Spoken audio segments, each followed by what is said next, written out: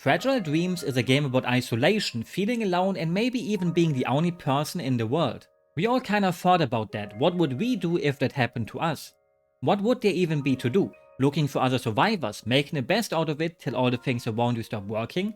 Live out your life like that, maybe end your own life instantly, wait with it for a little bit. Is there even a right answer to it? Not really. It would really depend on what kind of person you are. Here it happened to a boy called Setto, who also lost the last person he has known, his granddad, who wasn't actually his real one. Now it's just you and him, and maybe the little cat in the library. Eventually you can even play with the cats when you have some kiddie play toys to do it with. The game was just too ahead of its time with it. If only some specific viral Twitter account existed back then already to make people buy the game, just because you can play with cats, that would have been nice. Maybe that would have saved the sales, despite that gimmick also being dead by now. And then there's also this evil face that shows up to show you, despite humans being gone, there's still evil in the world. What if this is the malice that people left behind though? So even in death they found a way to hurt other people. Cause that's what we sometimes do. So Setto travels around being all alone, just wanting to connect with someone else if there are even people still out there. Getting a glimpse of hope when he meets a silver-haired girl who will probably catch a cold dressed like this. Especially after she dropped into the water. At least wear some shoes please. Otherwise you will get blisters and all that, and that won't be nice. Your feet are really important and I'm not into that. It's probably a weird but beautiful feeling being alone for so long but then suddenly meeting another person again when the world has gone to shit. You will feel like shit too though when that person just runs away from you. And this is the main goal of the game, finding that girl and being able to connect with her. To finally not be alone anymore if she wants to stay with you. But what if there's more than just people? There will be spoilers about the whole game and all that, so if you still want to play it for yourself, you should do that instead. The first companion you find is PF, a personal frame. Like a PC, personal computer. I know, no shit Sherlock, I guess. A device with an AI in it that tries to help the owner in all kinds of ways, like guiding their way or just being a good friend. Someone to talk to, something we all seek for sometimes. Unless you really moved into the forest never to be seen again, then you don't need it. Except for sending letters to the government that have a bit more spice in them. Does it make someone a loser for talking to an AI? Maybe, maybe not. Can it mess up your brain? Sure, but it can also not. It's a slippery rope, isn't it? In our modern world, there's lots of complications with AI nowadays, and there could be a whole part about that and how people use ChatGPT, but let's talk about how it's used in the game itself. She is there to guide you, but what if there's more to it? What makes the moments between Setto and the PF so sweet is that Setto doesn't know what an AI is. He's the kind of person who thinks there's a tiny person instead of this robotic thing talking to him. For him, he sees it as a real human being. And PF notices that and talks in such a way that she never really had someone talk to her like that before. It's two worlds clashing without having a bad clash about it. The AI even kinda gets jealous a bit whenever Setto talks about the silver-haired girl. So you explore this forgotten world together with her, bonding over it. She explains things to you and you talk to her like she's an actual person, which makes you happy. Seeing things together, like this beautiful dawn after finally getting out of the train station where lots of enemies lingered around in. If we ignore the enemies trying to get you out here too. Making a little ghost girl happy together when you bring her back to her dead mom. Going through the mall without really doing any shopping, sadly. Be responsible with your money, even though since nobody's around anymore you could just take it for free. But Setto is the kind of person that would still pay, even if he doesn't have to. You build up this bond with a machine, something you would never do in real life since you have real people to talk to. But now there's no one else and you long for any kind of thing to talk with or talk to. Would you accept an AI as your friend like that? Would you still reject it? It would be interesting to know. That's what makes Setto as a character so fun. Me and you are both tainted by our own world and the way it works, while he in his own world is still such a pure character, despite all the bad things going on. If you told someone that an AI is your friend, they will laugh at you and maybe you would be the person laughing at the person if they told you that, but in a situation like this, who knows? But then it's just gone. PF runs out of batteries and there's no batteries around. Setto doesn't even know the concept of switching them out. That's actually confirmed by the director in an interview that I can't fully show yet because it will spoil another thing that I want to talk about soon since I want to be the person spoiling you about it. It would be kinda lame if I already showed you that. If his flashlight could run out of batteries, he would be fucked. all alone by yourself again. Which just hurts even more now. Is being alone by yourself really that bad if you don't know a different way of living? Doesn't it hurt the most when you got a taste of something and then you can't get it again, knowing what you're missing out on? This is why I don't ever get into relationships. I'm totally fine, thanks for asking, and no, this is totally not me coping. Doesn't work this way for Setto anyways either, since he lived together with the old dude for a bit. Suddenly everything feels silent again, and I have to say there's beauty to that too. Ever when walking through a forest all by yourself at a time with no one else around? It's absolute bliss. Just the sounds of nature and enjoying a nice little stroll. Without any ghosts, I think. When I was younger, I once went outside while snow still existed where I lived and just walked around in an oversized coat, and it's such a simple memory, but maybe that's why I kept it. That specific kind of solitude that I never quite felt again because everything just fit in that moment. But it's also nice to take a walk with someone else having a little talk. Which even works if you don't go outside. In our society, it's easier than ever to find people to connect with through the internet. And that can already be enough for some. Not everything has to be physical. And I know people will disagree with that, especially people who probably have a degree in psychology who will tell me that only talking to humans on the internet is fine and all, but social context in real life are also very important. And yeah, I agree, but I don't also really agree. It depends on the person, I guess. The only thing I would have liked a bit more after losing PF would have been staying alone for a bit longer, because you don't stay alone for too long after you see this beautiful little cutscene. You get one of them each time you basically finish up a chapter, giving you a glimpse into the future, where grown-up Setto talks about his past and what he went through.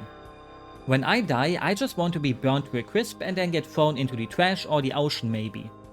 But when that time comes, I will have no one around me anymore, so I will just mold and rot till there's only bones left. Unless my neighbors would notice the weird smell early enough. It would have made the loss of PF even harder, letting you walk around for like 10 minutes before you already meet someone else. Like I said, you don't really stay alone for too long because then you get annoyed by Crow. Not by an actual crow, but Crow. Who is kinda like a companion but also not. More like a playmate. Imagine being a teenage girl in 2010 with a yaoi fetish and a Tumblr blog and playing this game. Your mind must have went insane at the interactions, and if this game would have become a hit, there would be thousands of fanfictions about Setto together with Crow. Especially because of one specific moment you will see soon. What do you do in an amusement park? Having fun, of course. Too bad that none of the things work here anymore, and you can only imagine how much fun this place was before it became this broken down. Kids going onto the merry-go-round with their parents, the people who enjoy roller coasters getting onto it and screaming their lungs out, just spinning around in cups. I miss theme parks, but I have been to every theme park around me, and going for a second time is kinda lame. Unless they build new attractions, but they rarely do that. It's so every location in the game is like. They pick places that normally would be full of people, but now there's no one, except the evil ghosts to make these places feel even more desolate. You wouldn't find me trying to explore these abandoned places, especially with things trying to kill me too. And you wouldn't find me here anyways either, since I don't leave my home. You could imagine the trains during Japanese rush hours and just how full they must have been back in the day before the earth got messed up. Happy people, sad people, indifferent people, using it to get to their destination. What if some of those happy looking people aren't actually happy, and the other way around? Can you even find out how a person truly feels just by looking at them? Yes and no. The same goes for the mall. Don't you wish you could read the mind of other people sometimes? So you could always get the perfect Christmas present since you could just look into their mind? Before you realize how terrible that must be like? Most of us can't even handle our own thoughts, so now you would have to also see those of others, some having worse ones, some with better ones. In a way, it would help us to understand each other better, but at what price does that come? That's one of the themes of the game. How can we understand each other better? How can we connect to other people? Things we all have thought about before. Being afraid of rejection, in a loving way, but also just in the way friendship works. Many people would look at the MC Setto and think he's naive, but that's the whole point of him. Him being so simple-minded and trusting people easily does not compute with what we have in our own lives after a specific age kinda. Unless you're some kind of social god who can just talk to people easily. It would cost us a bunch of willpower and courage to talk to a random person, but to him that's just normal. Obviously in a way it's a bit different here in the game since seeing another person would be a rare sight, so I think it would make you go for it, even if you're super duper shy normally. In our world there would be people using him because it would be too easy. Even in the game you have an NPC later on that does not trust him since he's too eager to help. Why would a stranger go through the troubles of helping someone? Don't they want a reward for it or something? Can people really just do good deeds for the sake of it? Setto can, and there's people out there who do the same, since that's what being nice means, helping others in a way you can, without expecting much back from it. In a perfect world, it would work like that. Sadly, our world isn't perfect. Just like the game itself, because to prove your trust you need to bring her a bunch of stuff, and it's basically a big fetch quest where you have to go back to places you have been before. Maybe it's a test from the game itself, trying to see if you would go through with it or just quit when she tells you to go also fetch her a moon now after you already got her a star. I got sidetracked a bit too much at this point, so let's go back to some fun in the fun park. To add salt to the wound, you also got your locket yoinked by Crow, a locket where you keep all your important items in from people you want to remember, like one of PF's screws. I really can't say screw without screwing it up. I wonder why he did that. Could it be because crows tend to enjoy things that glitter, so he just takes it for himself? Or is it because he never got to have a real childhood, so he could never socialize like a normal person, and also stole his personality from a book he often read, something people mostly do nowadays with visual novels? Maybe even a mix of both? That's who he actually is. He learned all of that stuff through books, a boy who doesn't know anything about his past, except that he grew up in a laboratory, on the search for that place to find out more about himself. Still a bit mean to steal stuff though, even if it was all a plot for him to play around with you so you could become his friend. You have to run around the park and listen to him through your Wiimote to see where he went till you find some writing on the wall, and then do it again and again and maybe even more again. Till you actually have to play hide and seek a bit, and back in the day I remember getting stuck here since you might think you have to still crouch after he turns his back on you, right? So he can't hear you, but no, you have to get up and run up to him even though he should easily be able to hear you if you run. And yep, the flashlight stays on doing it too, to make it make even less sense. Or maybe he wanted to be caught to get touched, who knows. He can also easily survive a big fall from the Ferris wheel, which already foreshadows a big reveal about him. Since no normal human survives this, probably. You could with a few broken bones I guess, but he's just fine and dandy. And then the big scene that would have sent the yaoi fangirls into overdrive.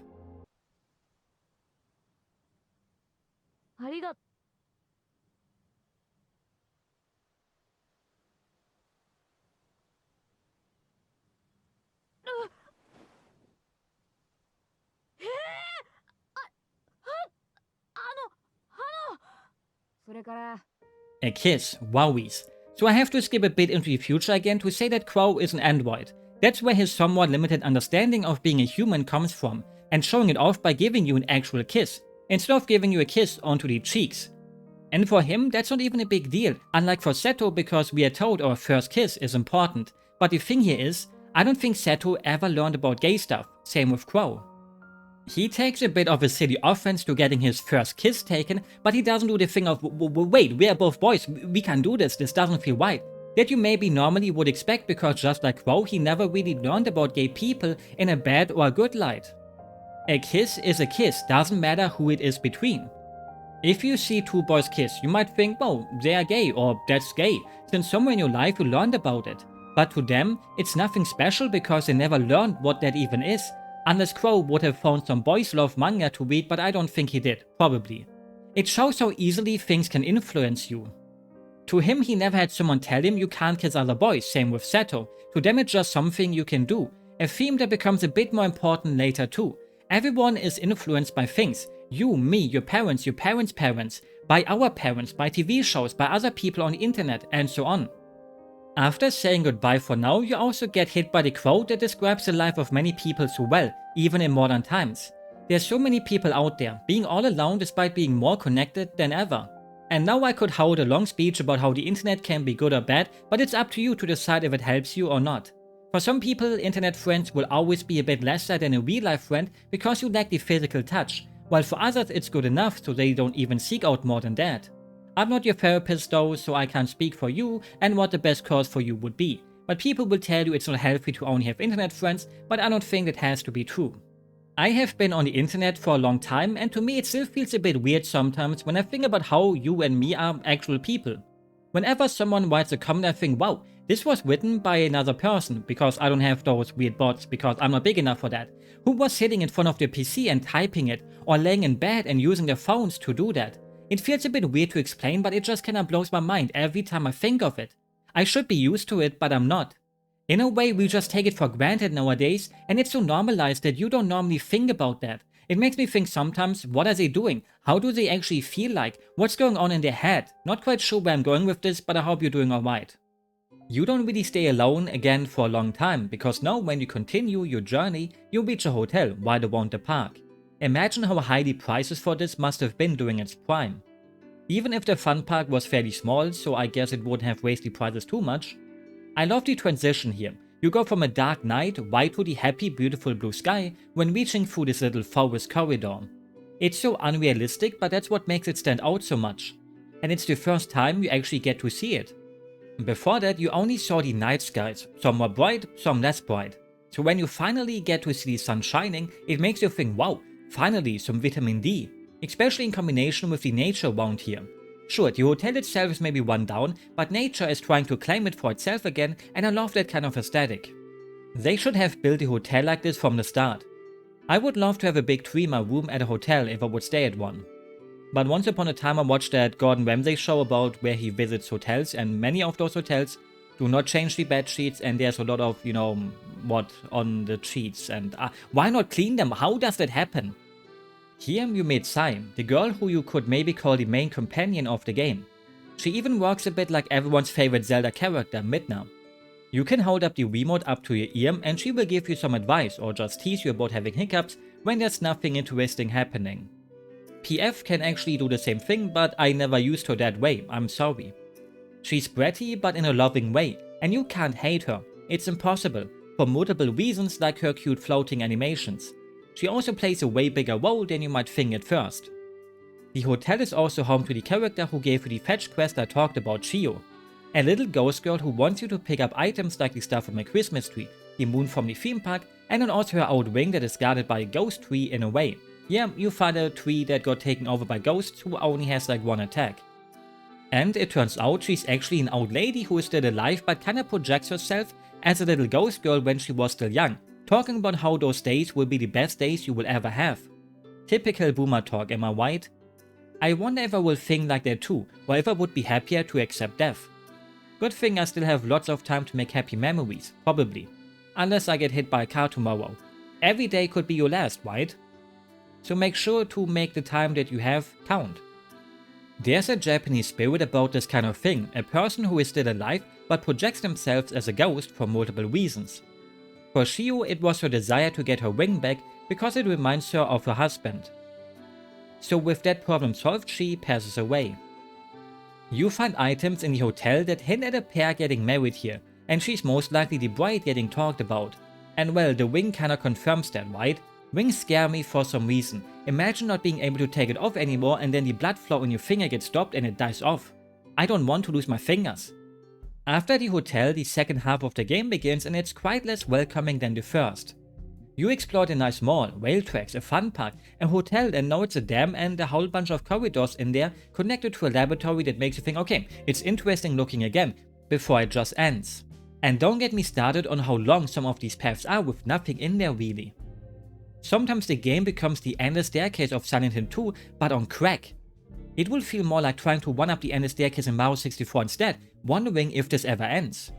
They fit the game well, or not everything can be Friede, Freude, Eierkuchen, how we Germans like to say, but let's take this hallway as an example, and then also the ladder afterwards. A nice long ladder can work with the right atmosphere and music, but here you really just go down the super duper long ladder after you went through a super duper long hallway. Please only pick one, but not both. The dam is just the low point of the game because not much happens while you're inside of it really, and it's all just so grey with annoying enemies that use aimbots. But at least you can look at it and think, wow, is this a Higurashi reference? Since the enemies seem to be against building the dam, holding up signs and yelling. Everything can be a Higurashi reference if you want it to be. Go read it. You can also watch it. The once familiar places turn into places that you most likely have never been in before. At least I haven't been inside of a dam or a bunch of long corridors that lead to a laboratory. Maybe you have been. Can't talk for everyone after all. I think that's what they were trying to portray in a way. Even if it comes at the cost of making the environments a bit less interesting and less fun to explore, since, well, just look at it. Some of these corridors did not need to be this long, but somehow you gotta stretch out the game time a little bit, right? There's one character I haven't talked about yet, and that's the shopkeeper, who sells you stuff or you can sell him your stuff. He doesn't really have a shop except for his baby push thing, but I like the word shopkeeper, so that's what I call him. The thing about him is that he has a chance to show up at the bonfire whenever you sit down. Most of the time you kinda don't want him to show up because his animations take a bit, and then other times you hope he shows up because you wanna maybe buy something, but then he's not there. Turns out that he has his main room here at the dam, where it gets revealed he's also an android who was in charge of taking care of a little girl who sadly passed away many years ago, and him not understanding what death is. Since he wasn't programmed to know those things, only to serve and protect her or other kids too, that's why he flips out when you peek into her room. Not because you found out his secret of being a robot, but because he thinks you're an intruder who wants to hurt her. The girl loved shiny things, so he's on a search for more shiny things to maybe hear her voice again. How happy she would be like if she saw something really shiny, like a shiny Pokemon. Too bad that will never happen again, and he will have to keep living like this because even Setto realizes telling him the truth would be more harmful than pretending. In real life you eventually have to face the truth, but for a robot, he can live without it, in a way, I hope. Eventually his battery will also end and he can join the little princess in the afterlife, where even machines go. I'm not really a religious person, but I like to believe in things like the human soul and the afterlife. Otherwise it's just too bleak, isn't it? He may have been a machine, but he also had a soul programmed into him. The same can be said about Crow, who you also find a bit later, who found out the truth about himself, being an android, and that's why he couldn't remember his childhood really, since he never had one.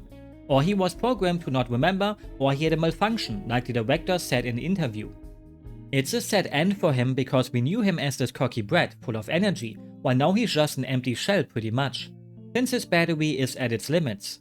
Secretly he already knew he was an android because he kept talking about humans in such a robotic manner when you first met him, but maybe he had this tiny bit of hope left in him that it wasn't the case, before he ended up here and realized he was supposed to be just like these other dolls that got discarded.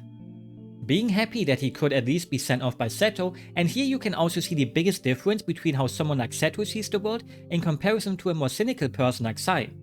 Sai tells him that Crow shut down and that's it, while for Setto Crow was an actual person who died.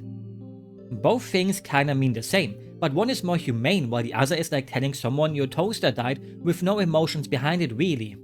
Looping back to the how are androids actually alive question that so many authors have used.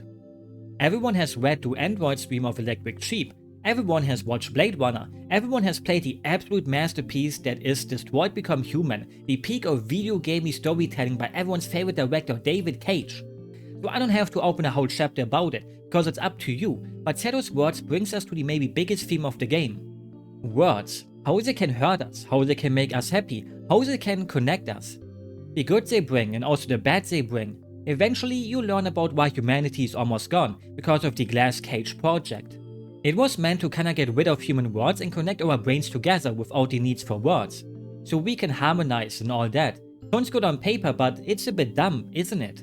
I don't think they really thought that plan out smartly. Thinking back in the day before we really invented speech that everyone lived happily together, I'm pretty sure there were some cavemen who bonked each other because they got mad that one guy got more meat than himself, things like that.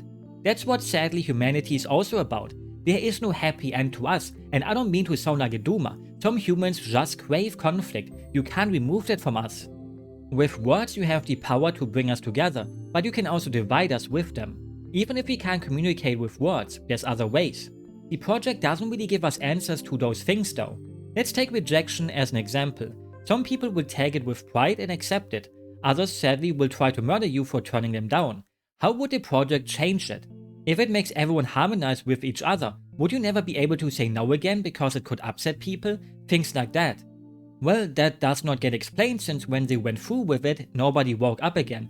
People just went to sleep forever when they went to sleep.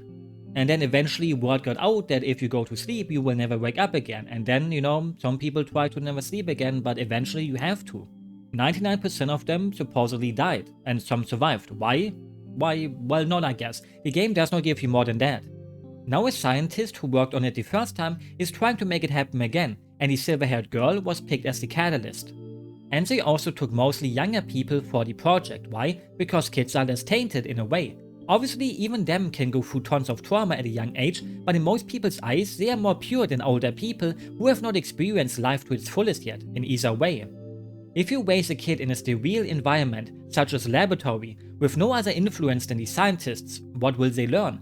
Only things you tell them, because they don't know better. That's why when the silver-haired girl, you get her name later in the game, but I'm a bit sick of saying silver-haired girl at this point, also feels so innocent, just wibbling around all day and playing with cats. Also because there's not much else to do, I guess. If you teach them the right things, they will only believe in the right things, but are those right things really the right things?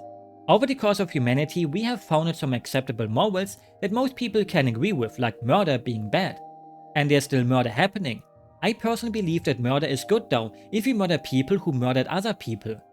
Why should a person who kills someone also still deserve to live?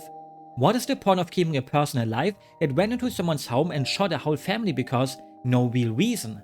For me, there is no real reason to keeping that person alive either, and you will still have people saying the death sentence is not needed even with people like that around. To me, that's stupid. Now, what would happen if you never teach the concept of death and murder to a kid? How would it learn that those things exist? Could it actually learn it? Maybe your parents never taught you it and you learned it through a cartoon.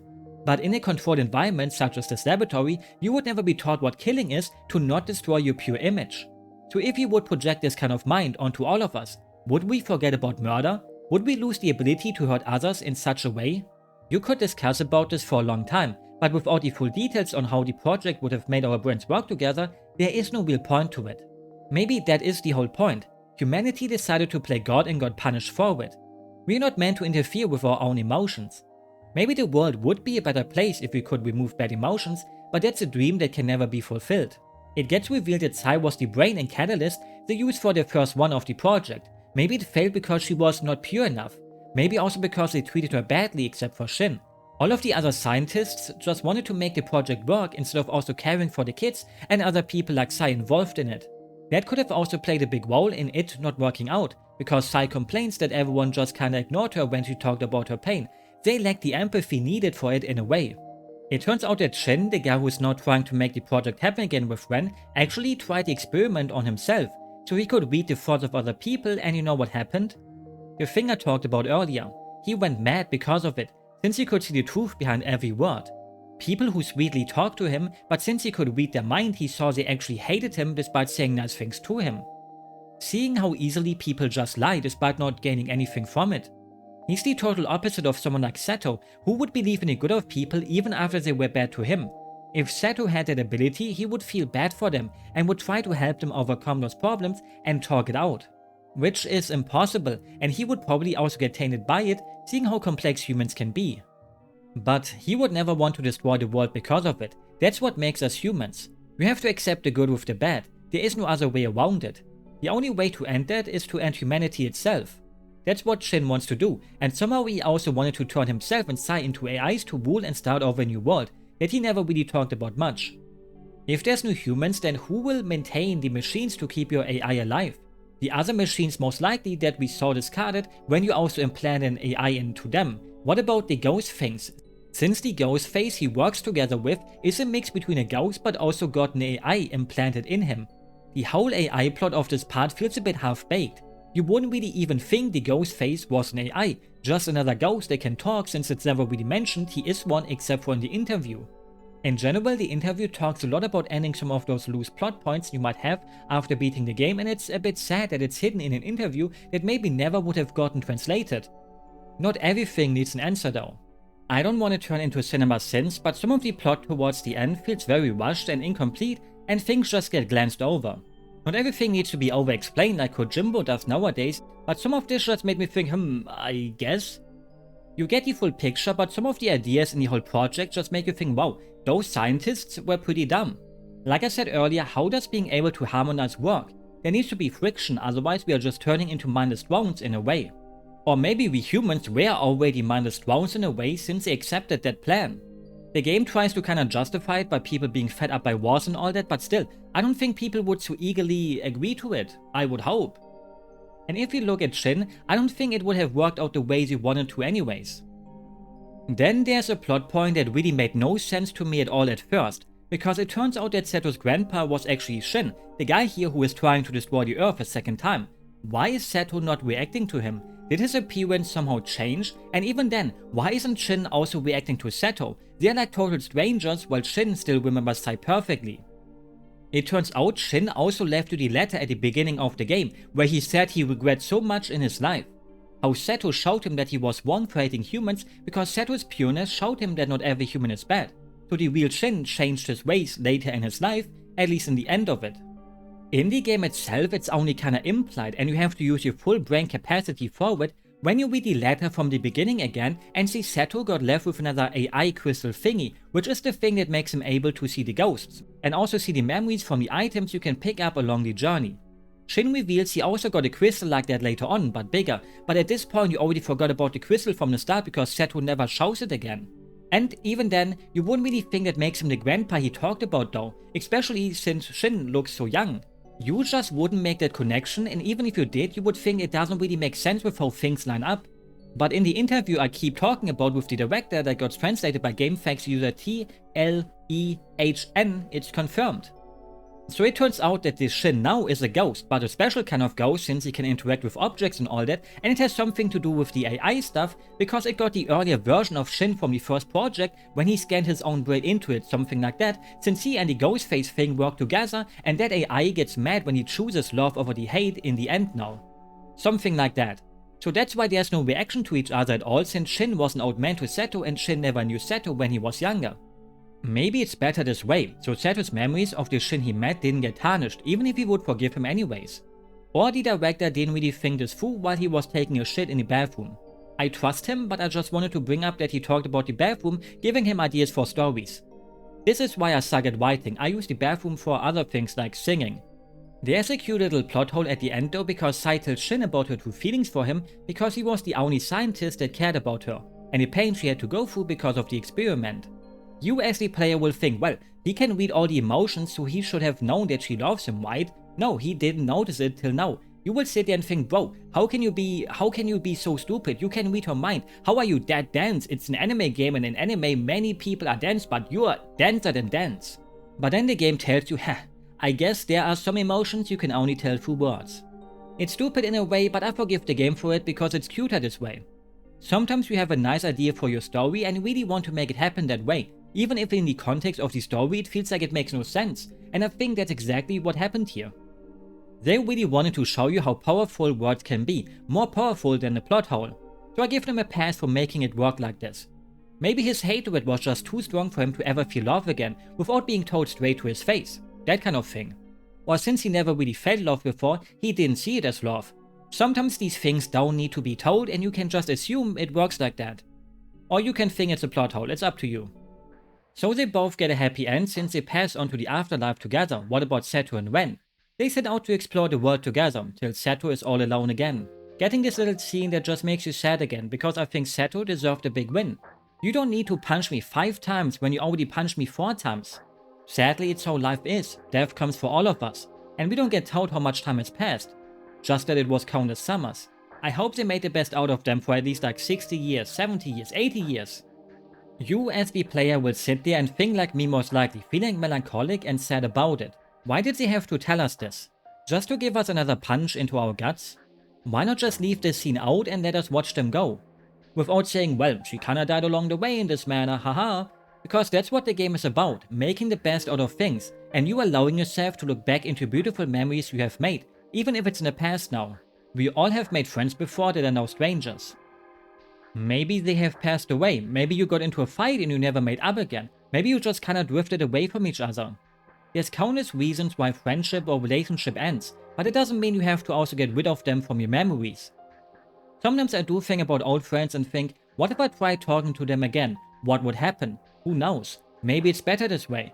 So while I hate that the game punches me into my face with the statement of Ren passing away eventually, I have to accept it and face forward, because that's what Setto did too, hopefully. And you have to do it too in real life. There's a manga that kinda continues the story after, where it's revealed that Ren needs medicine to survive and all that, and that's most likely the reason she passed away, even if that's not stated in the manga. So in a way, it gets even worse when you think about them having to walk around, trying to find other people, while also fighting an illness they don't know anything about really. The manga has a chapter where Setto dreams about going to school together with everyone, so that makes it a bit more worth it though. It's really cute. Let's all just think that Setto and Ren happily die together hand in hand. That's way sweeter to think about, right? Nothing's wrong with coping a little bit every once in a while. Just like the other humans in the game, that you never get to meet, but you can find the belongings that give you a short story with each of them. People that played this game before probably were thinking, why isn't this guy bringing them up? Here you go, I finally did it. Sorry, nobody thought that, or maybe some did. Some lost hope and gave up on everything, just longing for death now after they saw everyone else falling into a deep slumber. But others were more hopeful, still believing that they could survive and live on. It's very human because we all see things differently, which looks back to the start of what would you do in this situation. There is no good answer to it that is the best for everyone. Wanting to die doesn't make you weak-willed. Wanting to be a cool badass who could survive this also doesn't make you delusional. In the end, you will never know what kind of person you are really till push comes to shove. We all like to imagine ourselves as a hero, but then when you get into a situation where you can become a hero, you just run away, and that's okay. But at least call the cops or something, depending on the situation I guess. Or maybe you will actually become a hero. My favorite one is about a cat who takes over the role of other cats because of reasons. It's also done in multiple parts, so you better pick up all the items that belong to it. All those people in the stories having their own little problems, but all of them melt away for a bit when they spot the cat, pretending to be the lovely cat they once owned. You could sell it as a short story by itself and it would become a New York Times bestseller, which isn't hard I guess, but hey, it would deserve it. It's an insanely beautiful game for the Wii. Maybe I'm blind, but it's in the top 3 for me. There are so many pretty views. It always has those little moments where you are first stuck inside of a dark building before you leave it and get greeted by the big beautiful sky, at night or even during daytime too. This is what a skybox has to look like. The shiny big moon up there smiling down at you while there's also the Tokyo Tower. Or Twilight Tower like the game likes to call it, even though it has a Tokyo Tower logo in the credits. Twilight Tower sounds cooler though, it's like out of Kingdom Hearts I guess. Here in Germany we have a lullaby about a man living in the moon and how he watches over you, but when you become older you kind of realize it's a bit creepy. I don't want to be watched by a man on the moon or inside of the moon. Then it takes a nosedive with the second half sadly and its locations. But at least you can see some scribbles of the drum game mascot that Bandai got. That's also one of the great things about the game, there's graffiti and drawings all over the walls, at least in the early game before the damn wounds did for the most part. And none of them really repeat themselves. In other games they would reuse the same drawings, but here every place has their unique ones, like this one in the theme park. I guess the poor Statue of Liberty is not free, just like all of us. When it comes to the combat it's serviceable, but it throws up the eternal question of does every aspect of a game have to be fun? If you play Ninja Gaiden 4, you obviously go hell yeah, it has to have fun combat for me to like it. Remove the fun from its combat and you're left with something that makes you think what's actually even the point of playing this? This is so obvious I wouldn't even have to say it. Then we have a game like this, or a game people talk about a lot in regards to this type of thinking recently, the Silent Hill games and mostly Silent Hill 2 thanks to its remake that makes the combat a bit more modern and action orientated. Same with Silent Hill F. Should a 15-year-old boy like Setto be able to wield a pipe like some criminal who is used to cracking skulls open with it like in Manhunt? Isn't it more realistic to have him be a weakling who is clumsy with it? But the game has ghosts and stuff, so it's not trying to be realistic in the first place. So even a young teenager like him could just wield it like as if he was born as some noble knight. I personally don't mind it if a certain aspect of a game isn't fun, as long as the overall package of it still appeals to me. Why do games have to be fun? Do you have fun watching Schindler's List? Probably not. Does it make it a bad movie? Not really. I actually never watched it. Gameplay doesn't always come first, it really depends on the vision of its creator, and I think they really didn't want Setto to be some kind of overpowered little man. He's somewhat of a crybaby, which is also totally understandable. Imagine your own life without anyone in it. Oh wait, I don't have to imagine that. Weapons can also break, but they're surprisingly sturdy for the most part. Sometimes I would think this is the fight where my steel pipe is gonna break, but it just survived and survived, except for the katana, that one breaks easily. Often you can also just run around enemies like the jellyfish and the pigeons, except if the floor under you will break if you run on it, but every once in a while, especially towards the end, you won't get around them except if you smash them. Like in the room where you get gassed and can't even dodge the enemy attacks with how narrow the pathway is, so you just have to take them basically and spam healing items to get through. At least that's how I did it. There's also a combo system where if you time your attacks you do more damage, but to be honest, I just spam the button most of the time.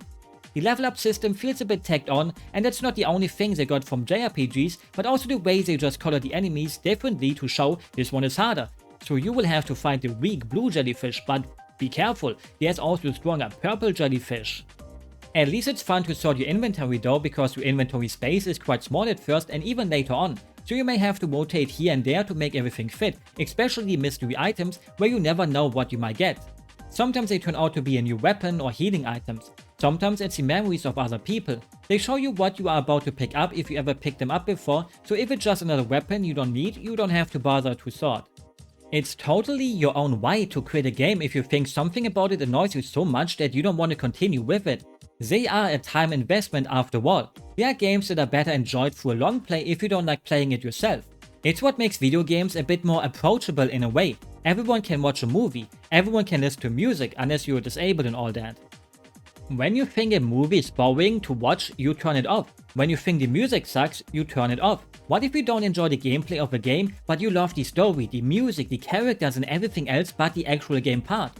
You still want to see what happens in it, but without wanting to play it yourself. It's fine to watch a long play then, or maybe even a let's play, but those can easily taint the experience of a game in multiple ways, something I will talk about in a tiny bit. In the end it's up to you how you want to experience it, I don't really care, do what you want, it's your own life. Can't have combat without enemies, and a lot for the most part it's ghosts, giving it an even emptier atmosphere.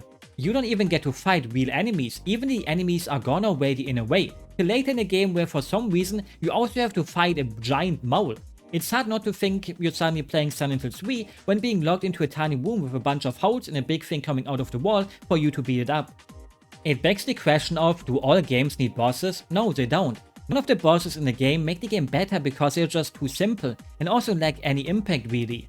Like when you confront Crow, they make you fight the ghost face. Same with when meeting the ghost girlfriend. Why not just let me meet them normally? Is a bad boss fight before them really needed? It carries no weight for the story either. I am also not the biggest fan of most Silent Hill bosses, but they carry the weight for what they represent. They are not fun to fight, but it makes sense to fight them because of all the themes and trauma they bring with them. You want to overcome them, and to do that you need to beat them. Here most of the bosses exist for the sake of a game needing bosses, same with the whole leveling up system. After beating the game, you unlock concept art and the Japanese trailers for it, but to really see the beauty of what concept art means, I would recommend looking up the guidebook of it, where there's also some text on how they were designed. They are in Japanese and most of the time these translations where you upload a picture of it are really dodgy, but you can get the gist out of it. Like how half of Sai's page is about her big boobs. And yes, I do understand it well after playing the game. Thanks Mr. Designer for making them this big, I guess. I like it, you know, thanks. Also, somehow Van is taller than me. I have to mention how short I am in every single video because it already became a tradition at this point. It surprised me because she looks short. Her design was designed like this to provoke a feeling of wanting you to protect her, and I think it does it well. Since you want to pick her up and carry her to a fireplace before she catches a cold because she got no shoes. Her feet must hurt from walking bare feet all the time. I hate having to bring up feet like this because it makes me look like I'm into them but I'm not. One of her concept designs also had her wearing a poncho. Some with how Setto had a somewhat western inspired design. Would have been cool but also out of place in Japan. One thing I remember in combination with the game was going to MediaMarkt on the day of release and buying it, and at the checkout the girl working there actually picked it up to scan it, but then also showed it to her co-worker. I will never know the full reason for it, but maybe they were also excited for the game and were happy at least one person bought it. Maybe they also thought, haha, look at this teenage boy buying some weep game, what a loser. Random MediaMarkt checkout lady, if you ever somehow find this video, please tell me. I don't want to leak my location, but that MediaMarkt was right next to a manga and anime store if that helps. But yeah, that will never be solved. I also uploaded a track of its OST on YouTube, because it's such a beautiful song. Still my most viewed video, and it will most likely stay like that for a while, but one day it will be overtaken. Maybe. Hopefully. It deserves first place though. The thing is that this song has two names, and I sometimes would get comments such as you titled the track wrongly, insert a growl here, but I did not actually. There's two soundtrack CDs, the official OST and a little CD that came with pre-orders in the US if you ordered it from EB Games or GameStop. On there it's called A Dedication to Everyone, while on the normal OST it's called To All People.